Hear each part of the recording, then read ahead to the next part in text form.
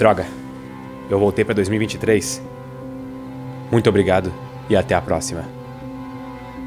No folclore japonês existe a história de Urashima Taro, um pescador que resgatou uma tartaruga e como recompensa foi levado ao palácio de um deus dragão pela mãe da tartaruga salva. Uma vez no palácio, o pescador passa 3 dias sendo entretido pela filha do imperador do mar. Quando Urashima retornou à sua cidade natal no Japão, 300 anos se passaram ao invés de apenas 3 dias como ele percebeu. Essa é uma das primeiras histórias de viagem no tempo registradas na história, e ela não é a única. A ideia de que talvez o tempo não seja algo tão sólido quanto ele parece no dia a dia apareceu em várias culturas. Então vale perguntar, é possível viajar no tempo? Sim. Nós sabemos com toda certeza que é sim possível viajar no tempo. Inclusive existem viajantes do tempo entre nós. Por exemplo, o astronauta russo Sergei Avdev, que viajou 0,02 segundos para o futuro. Isso é bem pouco comparado com os 300 anos de viagem para o futuro do pescador Urashima, mas é o mesmo tipo de coisa em escalas diferentes. Só antes de a gente viajar no tempo, que tal uma dica que vale para o presente, passado e futuro? Sabe aquela vontade de aprender uma coisa nova que pode fazer sua vida mudar completamente? Então, esse vídeo foi feito em parceria com o lugar perfeito para fazer isso acontecer. A Alura é a maior escola online de tecnologia do Brasil, e com ela você pode aprender desde programação até como construir a sua própria máquina do tempo em casa.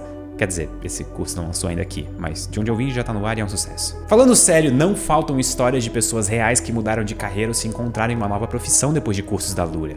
Então aproveite porque os inscritos do Ciência Todo Dia têm um desconto especial na assinatura. É só clicar no link na descrição desse vídeo. Mas se você se interessou pelo curso da Máquina do Tempo, nós precisamos perguntar, será que tem como viajar para o futuro? Viajar para o futuro é possível e já foi feito. E talvez viajar para o passado também seja possível. Pelo menos segundo a teoria da relatividade de Albert Einstein. Os aspectos centrais da teoria da relatividade para a viagem no tempo são: espaço e tempo são uma coisa só. O espaço-tempo. E a forma com que o espaço-tempo se comporta depende do que está acontecendo com a matéria. Da mesma forma que um carro pode frear e acelerar, mudando sua velocidade no espaço, existem formas de mudar a sua velocidade no tempo. E uma delas é a própria velocidade. Quanto mais perto da velocidade da luz você se move, mais devagar o tempo passa para você.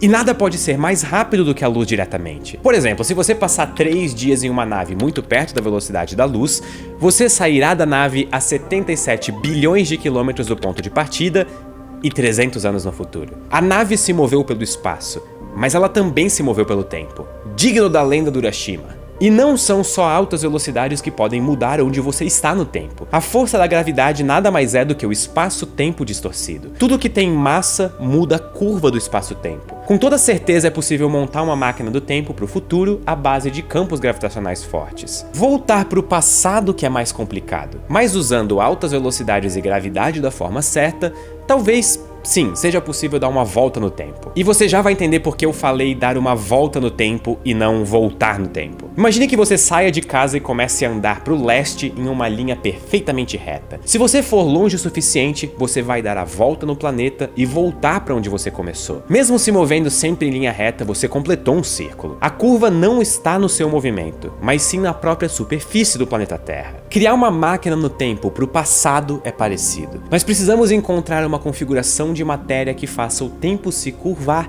de forma a fechar uma espécie de loop. Isso é, criar uma curva fechada no tempo. Uma volta no planeta é uma curva fechada no espaço. Você volta para o mesmo ponto do espaço em que você partiu. Agora, se você percorrer uma curva fechada no tempo, você pode terminar o seu percurso antes mesmo de ter começado. Você deu uma volta no tempo. E voltou no tempo também como consequência. Você poderia inclusive encontrar o seu eu do passado para dar um oi para ele. Oi, Pedro do passado. Eu acabei de dar uma volta no tempo. Que engraçado, eu tava saindo de casa pra fazer exatamente a mesma coisa. Eu sei que você tá mentindo. O Pedro do passado não sai de casa. Então é possível criar uma curva fechada no espaço? Talvez. Depende de algumas coisas que nós ainda não sabemos. A forma mais simples de criar uma máquina no tempo realista seria usando buracos de minhoca. Buracos de minhoca são objetos astronômicos hipotéticos que conectam 2 lugares do espaço por um caminho alternativo. Do ponto de vista visual, é como a alça de uma caneca.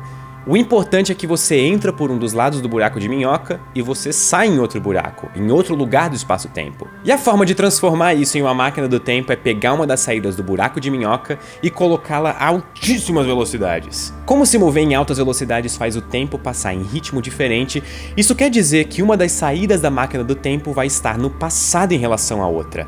Fez sentido? Então você poderia entrar por um dos lados do buraco de minhoca e sair no seu passado. E aqui vale notar uma coisa. Essa máquina não permite que você volte para o passado antes de a máquina ser criada. Todas as máquinas do tempo, à base da teoria da relatividade, são assim. Elas dividem a história do universo em duas: depois e antes da máquina do tempo. Nunca é possível viajar para o passado antes de a máquina ter sido criada. Só é possível viajar entre o passado e o futuro depois que a máquina do tempo passou a existir. E isso inclusive responde a um dos paradoxos envolvendo viagens no tempo. Por que viajantes do futuro não voltaram ainda para o nosso presente? Porque só é possível viajar para pontos da história onde uma máquina do tempo já existe. Ou seja, nós só vamos poder conhecer viajantes no tempo se nós criarmos uma máquina do tempo.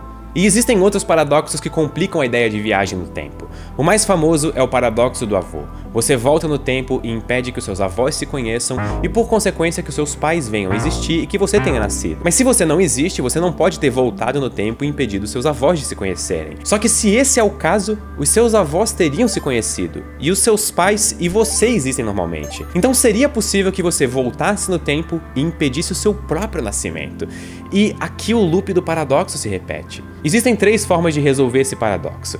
A primeira solução é o princípio da autoconsistência. Viajantes no tempo já fazem a história de forma consistente. Ou seja, se os seus avós se conheceram, é impossível mudar esse fato viajando no tempo. O princípio da autoconsistência afirma que é impossível mudar o presente através do passado, e que qualquer mudança já é levada em conta pela história. E uma versão mais simplificada disso já foi provada. Um jogo de sinuca no qual bolas podem voltar no tempo sempre tem uma história que faz sentido. Não importa se uma bola se acertou no passado, sempre existe uma história do jogo que faz perfeito sentido em todas as jogadas, por mais estranha que ela seja. A segunda solução para o paradoxo do avô é que viajar no tempo cria realidades paralelas. Se você voltar no tempo e impedir o seu nascimento, vão existir 2 realidades alternativas. Uma na qual você existe e voltou no tempo, e outra na qual você não existe e não teve como voltar no tempo. E a terceira solução é simples: viajar no tempo é impossível. E essa é inclusive a posição do físico Stephen Hawking e a sua conjectura de proteção temporal.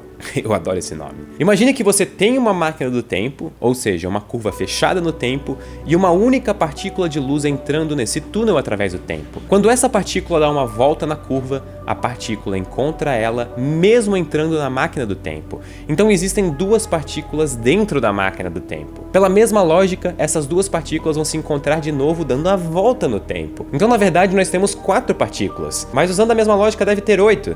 E daí 16, 32, 64 e assim vai. Isso cria um loop que implica a existência de infinitas partículas de luz na máquina do tempo, que significa energia infinita, que não existe. E por essa lógica, ou máquinas do tempo para o passado devem virar um buraco negro instantaneamente, ou elas nem podem ser construídas de fato. Hoje nós sabemos que esse exemplo do Hawking não prova que máquinas do tempo são impossíveis.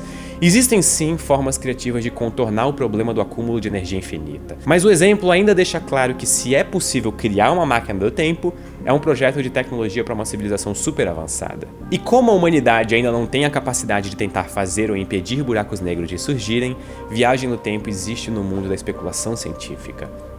Pelo menos até agora. E antes que eu me esqueça, muito obrigado e até a próxima.